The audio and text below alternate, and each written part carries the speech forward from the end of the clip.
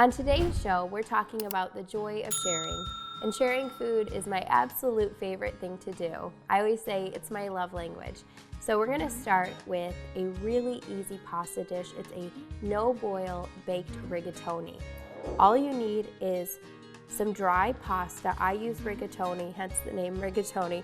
1 cup of shredded cheese, a 1/4 cup of Parmesan, 1 tablespoon of Italian seasoning, a 1/2 teaspoon of salt, and a 1/2 teaspoon of garlic.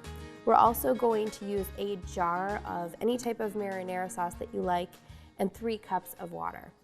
So super simple. You could definitely add some protein to this dish as well, like pepperonis or sausage would be delicious. But I love this because it really is as simple as these ingredients. So to start, we're going to add the dry pasta to a 9x13 baking pan that I sprayed with cooking spray. Then we're gonna add 3 cups of water and the marinara sauce.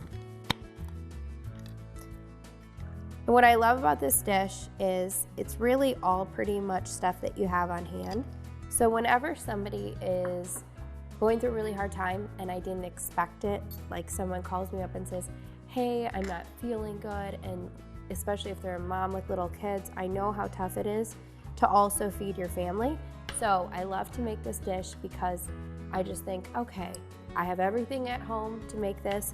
I could quickly whip this up and it wouldn't even make me bat an eye. It's literally that fast. And it's great because then I can bring a warm homemade dish to their doorstep and deliver it to them. And it's such a great way to show that you care. So I added my seasonings. I'm gonna give this a really good stir. And while I do that, I'm also going to add most of the Parmesan cheese. And this doesn't look like much right now. In fact, it looks a little bit strange to have this dry, hard pasta being, stirred together with water, sauce, and seasonings. But I'm telling you, it comes together so beautifully. The pasta cooks up and soaks up all of those spices and flavors, and it's really warm and comforting. Then I'm gonna top it with the shredded cheese. It almost tastes like lasagna, but in a really easy way to make it. And then we got the rest of the Parmesan we're gonna sprinkle on top.